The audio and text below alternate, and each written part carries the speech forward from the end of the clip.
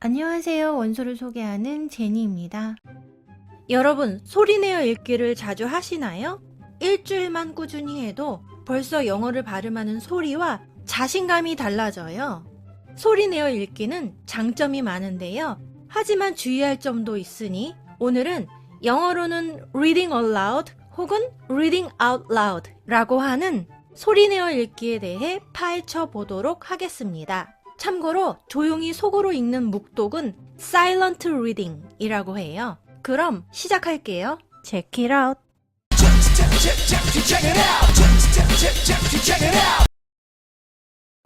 소리내어 읽기의 효과. 발음, 강세, 억양, 능숙도 향상. 소리내어 읽기를 하면서 가장 먼저 효과를 느낄 수 있는 부분이 아닐까 싶어요. 먼저 우리가 영어를 발음할 때에는 한국어에는 없는 소리와 입모양을 만들어야 하는데 이를 자연스럽게 하기 위해서는 턱과 볼의 근육 그리고 혀와 입술 등이 영어 발음에 맞게 움직이도록 반복 연습이 필요해요. 소리내어 읽기를 꾸준히 하면 이런 발음과 관련된 기관의 근육을 영어에 맞게 단련할 수 있어요. 또 소리내어 읽기를 하는 동안 내가 모르는 발음, 틀린 발음, 잘 안 되는 발음을 확인할 수 있기 때문에 발음을 수정하고 향상시킬 수 있고요. 읽으면서 발음뿐 아니라 액센트, 인토네이션, 리듬, 끊어읽기도 고려하게 되기 때문에 전체적인 영어 발음의 능숙도가 향상돼요. 두 번째, 글에 더 집중할 수 있어요. 눈으로만 읽을 때에는 멍 때리기도 하고 때론 반쯤 다른 생각을 하면서 읽기도 하는데 소리내어 읽기를 하면 읽는 동안에는 딴 생각을 할 틈이 없기 때문에 글에 더 집중하게 되고 그렇기 때문에 글에 대한 이해도도 높아져요. 인풋이 있어야 아웃풋이 있다. 영어 학습에서 늘 하는 말인데 어떤 인풋이냐도 중요한 것 같아요. 글을 눈으로만 읽을 때 휙 지나치기 쉬운 전치사 조동사 관사 같은 문법적 요소나 표현의 디테일까지도 소리를 내어 읽을 때는 빠짐없이 읽으면서 주의하게 돼요. 따라서 우리는 소리내어 읽기를 통해 보다 정확한 인풋을 받을 수 있어요. 우리는 한 가지 자극을 받았을 때보다 다양한 자극을 동시에 받았을 때, 그리고 더 적극적인 참여가 있었을 때 단기 장기적으로 기억을 더 잘한다고 해요.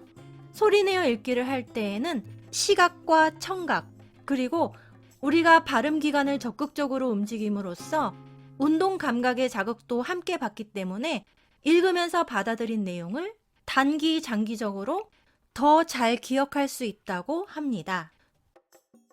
그리고 소리내어 읽기는 스트레스를 감소시키고 자신감을 상승시킨다고 하니 우리의 정신 건강에도 긍정적인 효과가 있다고 할 수 있어요.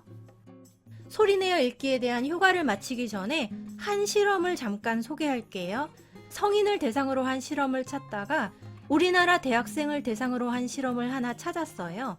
소리내어 읽기가 대학 수준의 영어 학습자들에게도 효과가 있는지 알아보기 위해서 한 실험이에요. 한국 대학생 91명에게 5주간 학교 영어 수업 시간에 각자 소리내어 읽기를 하게 했어요. 그 결과 학생들의 어휘력, 발음과 강세, 문장 구조 파악, 글의 이해력이 향상된 것을 관찰할 수 있었다고 합니다. 다음은 소리내어 읽기를 할 때의 주의점을 짚어보고 어떻게 주의하면 좋을지 약간의 팁을 덧붙여 보도록 할게요. 먼저 책 고르기. 쉬운 책. 제가 너무 자주 얘기해서 여러분들 귀에서 피날 것 같은데 그래도 소리내어 읽기를 할 때에는 더욱 만만한 책을 고르시기를 강추! 소리내어 읽어야 하지, 동시에 내용도 파악해야 하지, 소리내어 읽기를 할 때에는 정말 나한테 만만한 책을 선택해야 돼요. 제가 낭독 연습하기 좋은 책들을 추천한 적이 있는데 참고하셔서 꼭 쉬운 책 고르시기를 바래요. 발음에만 집중해서 소리내어 읽기를 한다면 발음 이외의 효과는 기대할 수 없겠죠? 발음에 익숙하지 않아서 아무래도 발음에 집중하게 된다 라면 페이지 단위로 반복해서 읽거나 챕터가 짧은 책을 골라서 책을 챕터 단위로 반복해서 읽는 것도 방법이 될 것 같아요. 브라운이란 학자는 소리내어 읽기가 초급과 중급 학습자가 발음과 문장 구조 등을 배울 수 있는 효과적인 방법이기는 하지만 고급에 이르러서도 계속하는 것은 적당하지 않다고 주장했는데요. 그 이유로 Oral reading is not a very authentic language activity. 소리내어 읽기가 진정성 있는 언어 활동이 아니라고 했어요. 무슨 뜻인가 하면 우리가 아이들에게 책을 읽어준다던가 혹은 프레젠테이션을 하는 중에 잠시 인용글을 읽어줄 때 그 정도를 제외하고는 실제 생활에서 소리내어 읽기를 하는 경우가 거의 없다는 거예요. 우리의 실제 언어 생활과 동떨어진 언어 활동이다. 또 다른 학자는 이런 우려를 했어요. 핵심만 말하면 중간에 빨간색으로 표시한 bookish tone이에요. 소리내어 읽기를 말하기 활동으로 사용하면 외국어를 배우는 학습자들이 책을 읽는 것 같은 말투로 말하게 될 수 있다. 소리내어 읽기가 스피킹에 도움이 되기는 하지만 스피킹을 잘하고 싶다면 반드시 스피킹에 가까운 활동을 같이 해야 하겠습니다. 여러분, 눈이 빠를까요? 입이 빠를까요? 소리내어 읽기는 소리를 내야 하는 추가적 단계가 있기 때문에 상대적으로 느리다. 소리내어 읽기는 빠르게 읽는 능력을 느리게 만드는 행동이다. 영어 원어민들은 평균적으로 분당 110에서 150단어를 말하고 눈으로 읽는 속도는 분당 250에서 300단어라고 해요.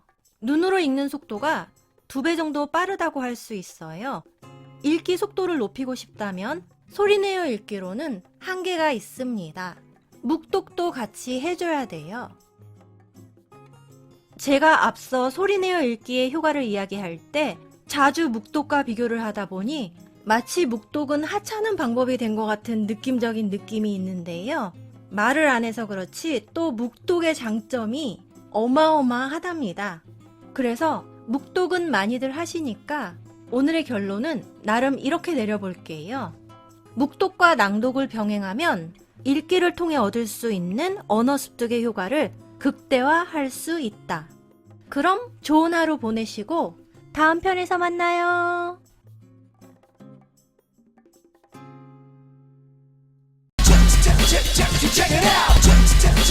check it out.